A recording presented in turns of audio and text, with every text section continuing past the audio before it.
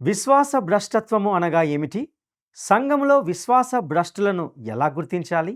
ఈ విషయాలను పరిశీలిద్దాం. ప్రియమైన మిత్రులారా, ప్రేమధార కార్యక్రమానికి మీకు స్వాగతం. శాశ్వతమైన దేవుని కృపలో మీరు క్షేమంగా మరియు భద్రంగా ఉన్నారని మేము విశ్వసిస్తున్నాం. ఈ కార్యక్రమం నుండి మీరు ఏమి నేర్చుకుంటున్నారో దాన్ని మీరు మీ జీవితంలో కూడా అన్వయించుకుంటున్నారని ఆశిస్తున్నాం. నేటి ఈ కార్యక్రమంలో సంఘాలలోని భ్రష్టత్వంను గూర్చి, విశ్వాసులుగా మనము దానిని ఎలా గుర్తించాలి అనే విషయాలను గురించి తెలుసుకుంటాం. ఇక సందేశాన్ని విందామా?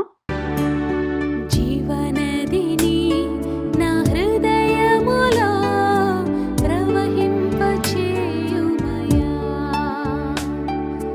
జీవనదిని నా హృదయములో ప్రవహింపచేయుమయా.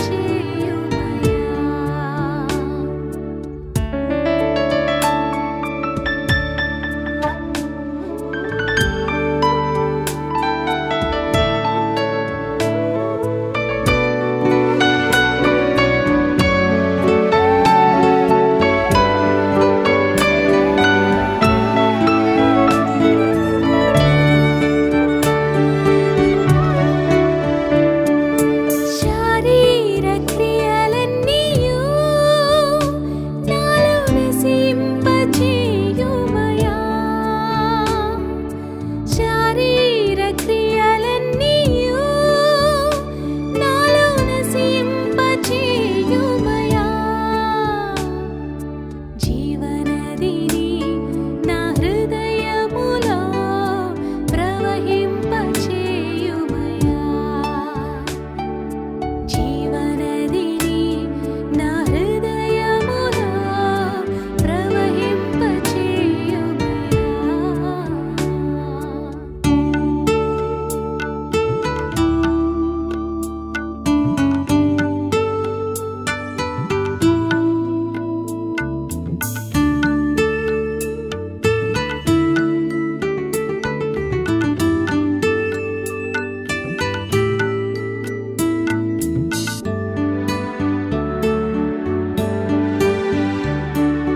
బలహీన సమయములో నీ బలము ప్రసాదించుము.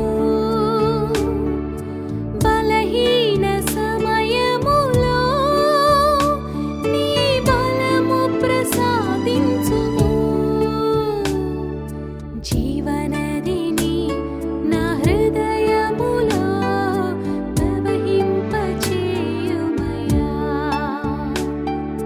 జీవనదిని నా హృదయములో ప్రవహింపచేయుమయా.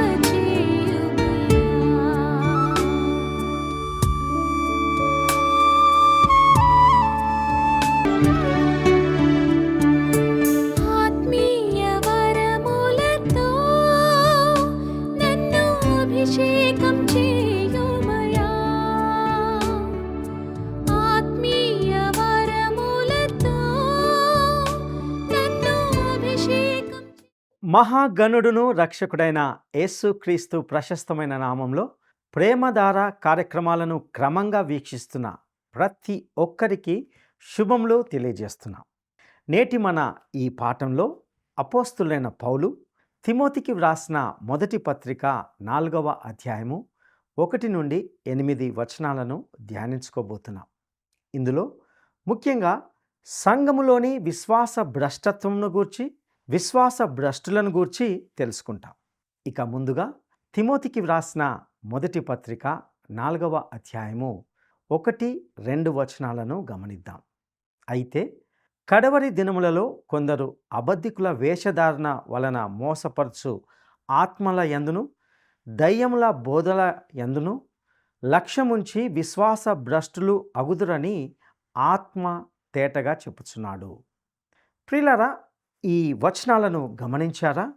ఇక్కడ అయితే అనే పదానికి కాని అని అనువాదం చేస్తే మరింత స్పష్టంగా ఉంటుంది అనేది నా భావన. ఇది మునుపటి అధ్యాయంలోని చివరి వచనంలో ఇచ్చిన ఆదిమ సిద్ధాంతాన్ని, అనగా అపోస్తులుల బోధను మరియు పౌలు ఇప్పుడు చర్చించబోయే సంఘంలోని మత భ్రష్టత్వాన్ని స్పష్టంగా వేరు చేస్తుంది. ఇక్కడ కడవరి దినములలో అనే మాటను మీరు గమనించారు కదా. గత పాఠాల్లో ఈ వాక్యము భూమిపై సంఘం యొక్క చివరి రోజులను సూచిస్తుందని చెప్పుకున్నాం. అయితే ఇది పౌలు యొక్క జీవితానికి ముగింపు తర్వాత రాబోతున్న సంఘం యొక్క రోజులను కూడా సూచిస్తుందని మనము గ్రహించాలి. ఆ సమయంలోనే సంఘం యొక్క మత భ్రష్టత్వం ప్రారంభమైంది. పౌలు ఎఫెసులో ఉన్నప్పుడు కొందరు అబద్ధ ప్రవక్తలు గొర్రె చర్మాలను ధరించిన తోడేళ్లుగా వచ్చి విశ్వాసులను మోసం చేస్తారని హెచ్చరించాడు. యోహాను కూడా తన పత్రికల్లో ఇప్పటికే అనేక క్రీస్తు విరోధులు బయలుదేరియున్నారు అని చెప్పాడు. ఇప్పటికే తప్పుడు బోధ అనేది సంఘంలోనికి ప్రవేశించింది. మొదటి గొప్ప సంఘమైన ఆఫ్రికాలోని కాప్టిక్ సంఘము ఇతరుల కంటే చాలా ముందుండేది. ఉత్తర ఆఫ్రికా ఆదిమ సంఘము అగస్టిన్, టెర్టులియన్ మరియు అథనేషియస్ వంటి గొప్ప పరిశుద్ధులను ఉత్పత్తి చేసింది.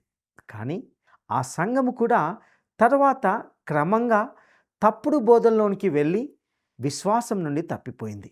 పౌలు ఇక్కడ కడవరి దినాల్లో అని చెప్పినప్పుడు అతడు క్రీస్తు యొక్క రెండవ రాకడను ఏమాత్రము దృష్టిలో ఉంచుకోలేదు.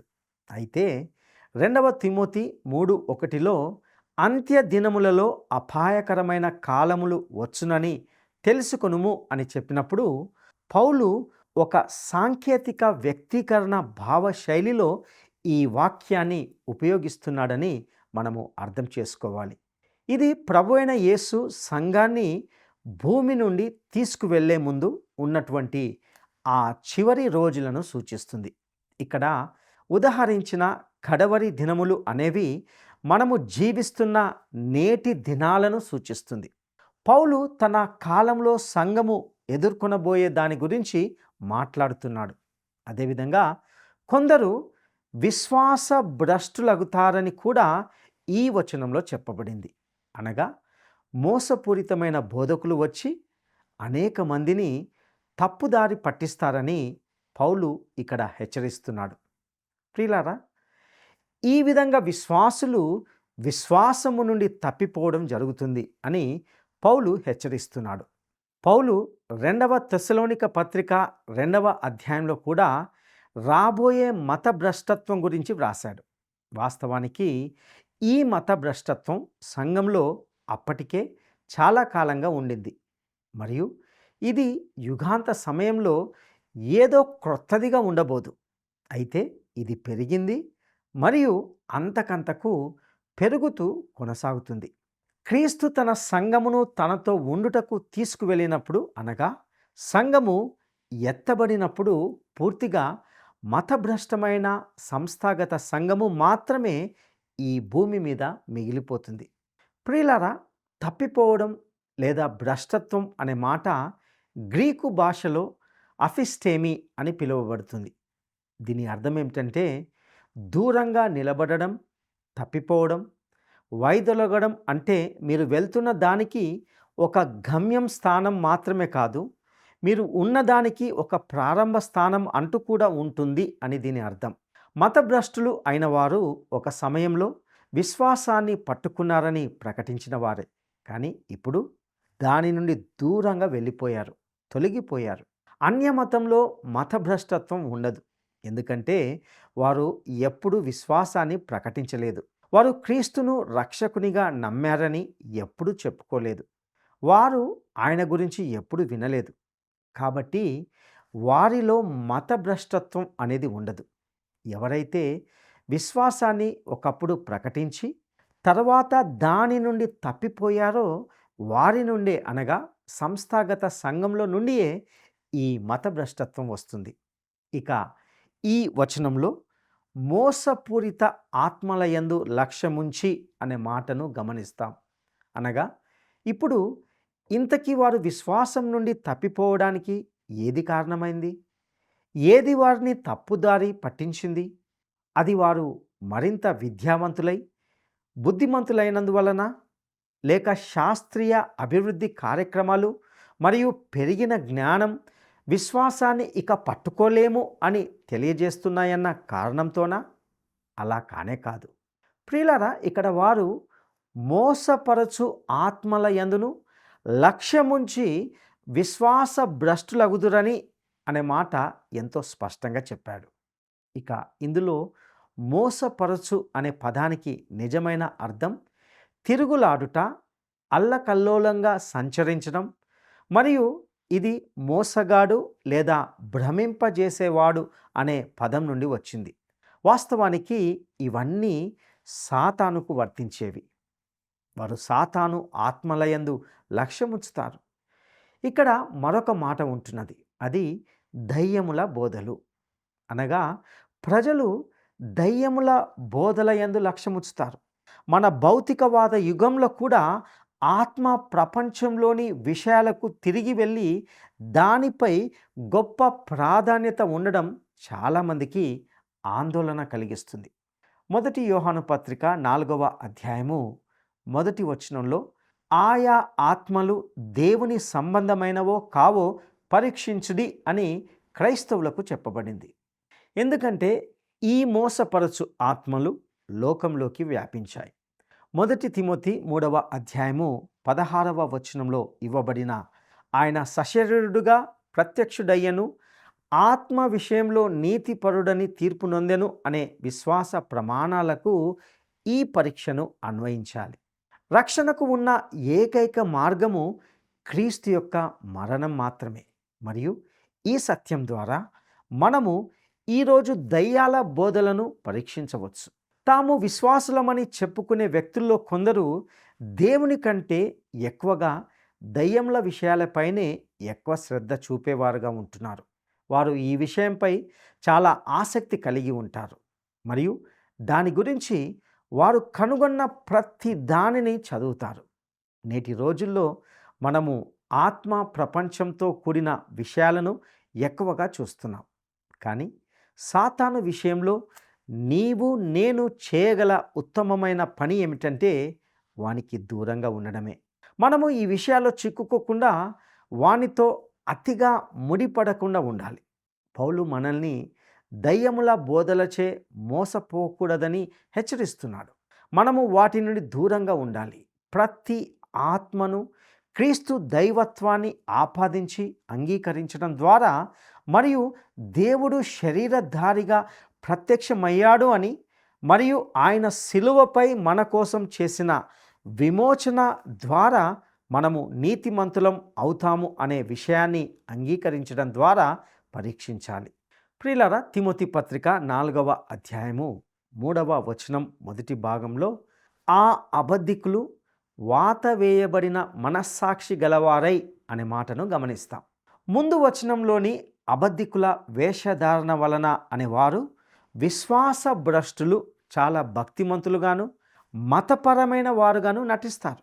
ఈరోజు ప్రత్యేకమైన జ్ఞానం తమకు ఉందని చెప్పే ఈ అత్యంత పరిశుద్ధుల భక్తిభావం పట్ల నిజంగా ఎంతో అనుమానం కలుగుతుంది. ప్రియ స్నేహితుడా, నీవు నిజంగా సత్యాన్ని కలిగి ఉంటే అది నిన్ను వినయవంతుడిని చేస్తుంది. ఎందుకంటే దీని ద్వారా అన్నిటికన్నా మొదటగా నీవు తెలుసుకోగలిగేది ఏమిటంటే నీకు తెలిసింది చాలా తక్కువ అనేది. బైబిల్ గురించి ఇంకా నేను ఎంతో నేర్చుకోవాల్సి ఉందని నాకు తెలుసు. కానీ ఈరోజు కొందరు దేవుని వాక్యం గురించి అతి తక్కువ తెలిసినప్పటికీ తమకు అన్నీ తెలుసు అన్న ధోరణిలో పూర్తి అధికారులుగా మాట్లాడతారు. అబద్ధికుల వేషధారణ వలన ఉన్నటువంటి వీరు తాము కాని వాటిని, లేని వాటిని ఉన్నదంటూ అందులో జీవించడానికి నటిస్తారు. ఈ వచనంలో వాత వేయబడిన మనస్సాక్షి గలవారై అనే మాటను కూడా మనం గమనిస్తాం.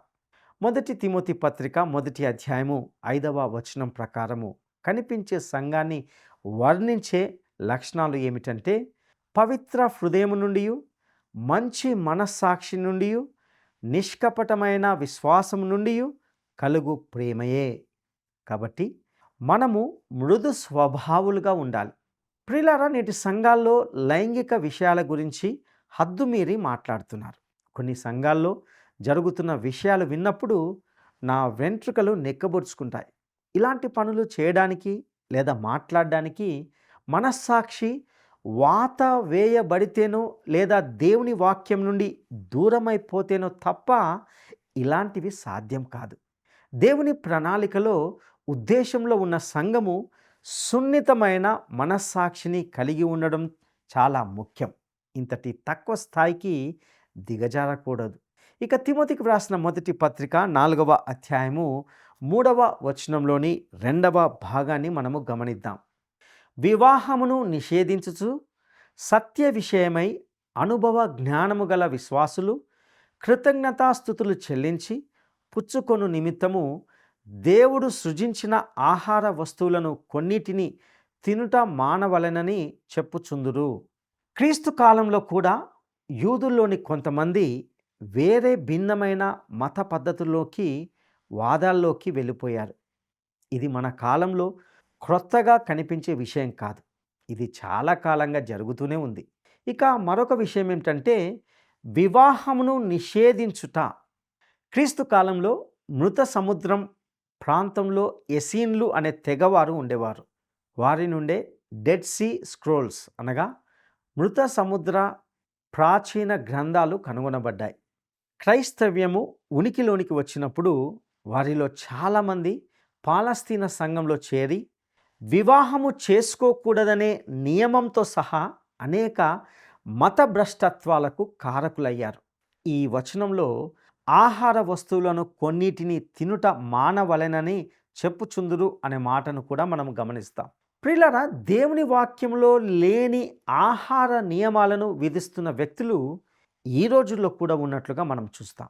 ఆహారమే వారిని దేవునికి దగ్గరగా చేస్తుంది అన్నట్లు వారు భావిస్తారు.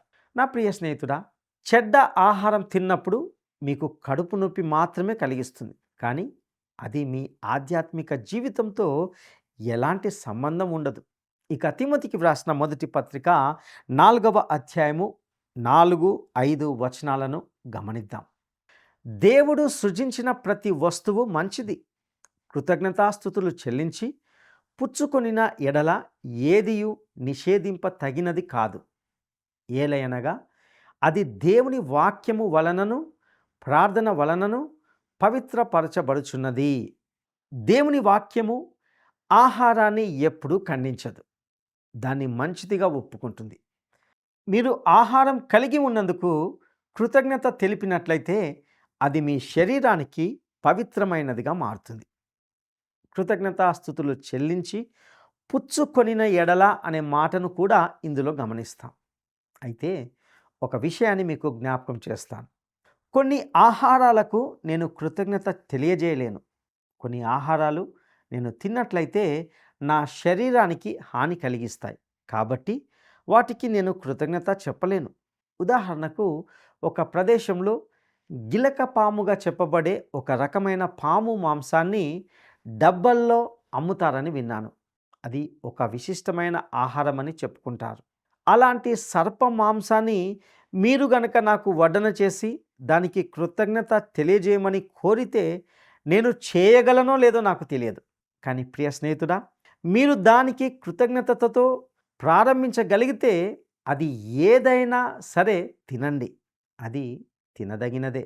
ఇక ఒక మంచి సేవకుడు మత భ్రష్టత్వం యొక్క కాలంలో ఏమి చేయగలడో కొన్ని విషయాలను మనం గమనిద్దాం. తిమోతికి వ్రాసిన మొదటి పత్రిక 4వ అధ్యాయము 6వ వచనం. ఈ సంగతులను సహోదరులకు వివరించిన ఎడల నీవు అనుసరించుచు వచ్చిన విశ్వాస సుబోధ సంబంధమైన వాక్యముల చేత పెంపారుచు క్రీస్తు యేసునకు మంచి పరిచారకుడవైయుందువు. ప్రియులారా, ఈ వచనంలో ఈ సంగతులను సహోదరులకు వివరించిన ఎడల అనే మాటను గమనిస్తాం. ఇక్కడ పౌలు తిమోతిని సంఘములో ప్రవేశించబోయే మత భ్రష్టత్వం మరియు తప్పుడు బోధల గురించి హెచ్చరించాడు. కొందరు విశ్వాసాన్ని ప్రకటించి తర్వాత దానిని నిరాకరించే పరిస్థితికి వస్తారు. కాబట్టి ఇప్పుడు తిమోతి విశ్వాసులను ఈ విషయాల గురించి హెచ్చరించాలి అని పౌలు తెలియజేస్తున్నాడు.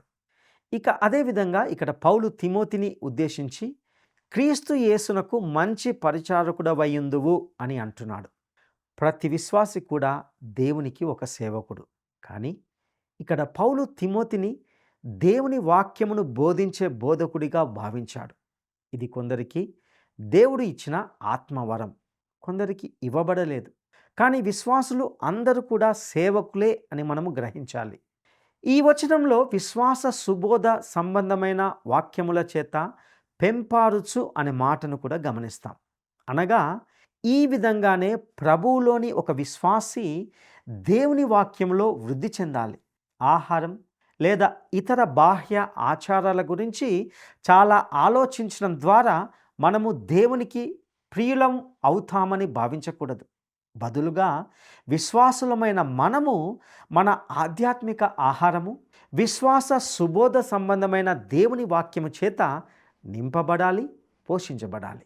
ప్రియులారా, ఈ వచనంలో నీవు అనుసరించుచు వచ్చిన అనే మాటను కూడా మనం గమనిస్తాం.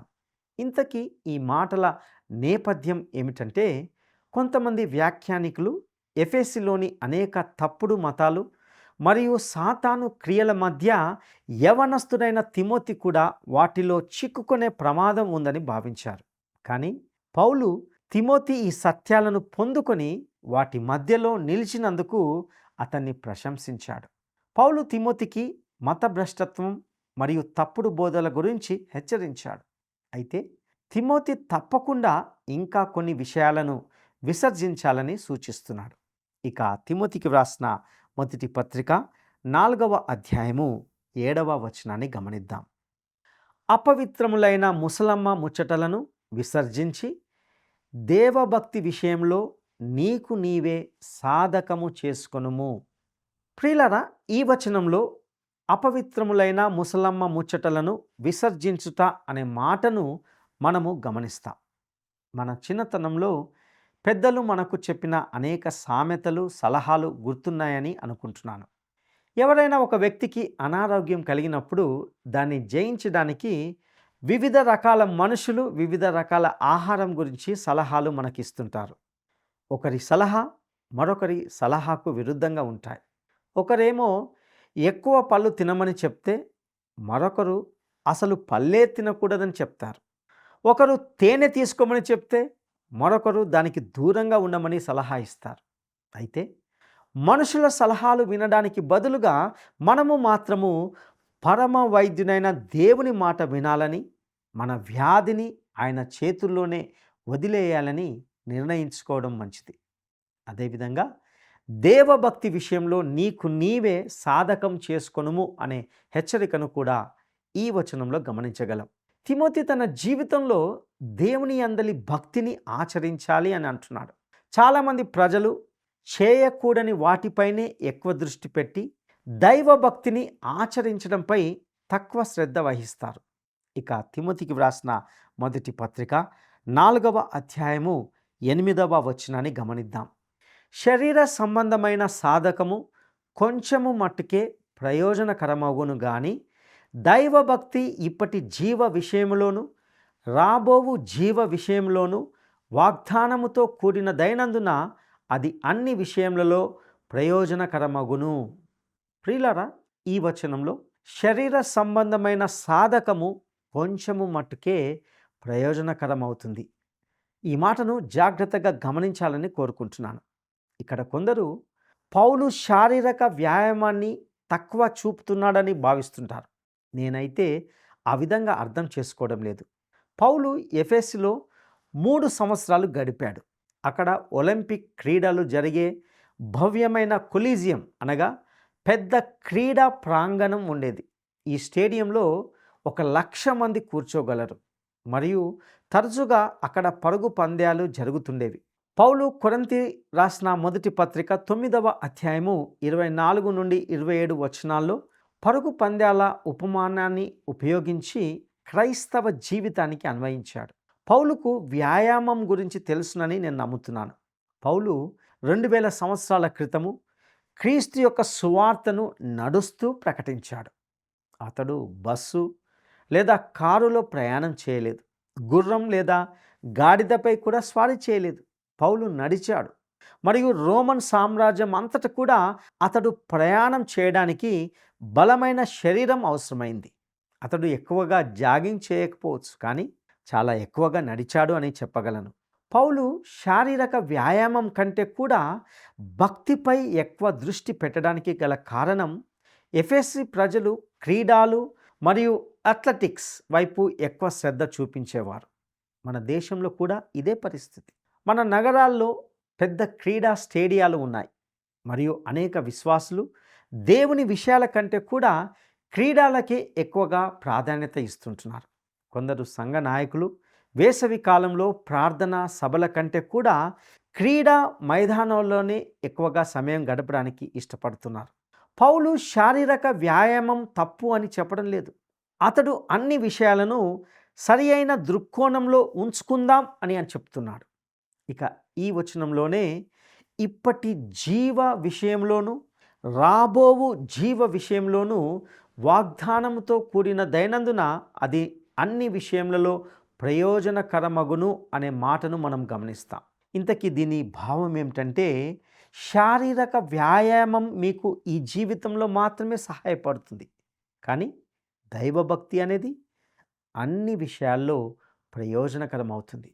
ఒక క్రైస్తవుడు పాపంలో పడవచ్చు మరియు ఎల్లప్పుడూ సులభంగా దేవుని వైపుకు తిరిగి రావచ్చు అనే వాదన సరైనదే. కానీ ప్రియ స్నేహితుడా, దైవభక్తి గల జీవితం ఇక్కడ భూమిపై మాత్రమే ప్రతిఫలం ఇవ్వదు, అది నిత్యత్వంలో కూడా ప్రతిఫలం ఇస్తుంది.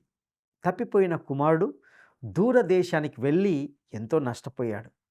ఏ క్రైస్తవుడికైనా భక్తిగా జీవించకుండా అజాగ్రత్తగా జీవించడం గడిపితే అతడు నిత్యత్వంలో కూడా దానికి తగిన మూల్యం చెల్లించాల్సి ఉంటుంది. మీరు శారీరక వ్యాయామం, క్రీడా కార్యక్రమాల గురించి ఉన్నత ఆసక్తి దైవభక్తి విషయంలో చూపిస్తున్నారా? శారీరక సంబంధమైనది ఈ జీవితం ముగిసినప్పుడు ముగిస్తుంది, కానీ దైవభక్తి మరొక జీవితంలోకి కొనసాగుతుంది. ప్రియ సహోదరుడా, సహోదరి, ఇట్టి శాశ్వతమైన నిత్యత్వంతో కూడిన జీవితాన్ని నీవు కలిగి ఉన్నావా? అట్టి కృపా దేవుడు మీకు దయచేయనుగాక. దైవాశీస్సులు. ఈ వాట్సాప్ నంబర్కు పంపండి. మా వాట్సాప్ నంబర్ 9399525570.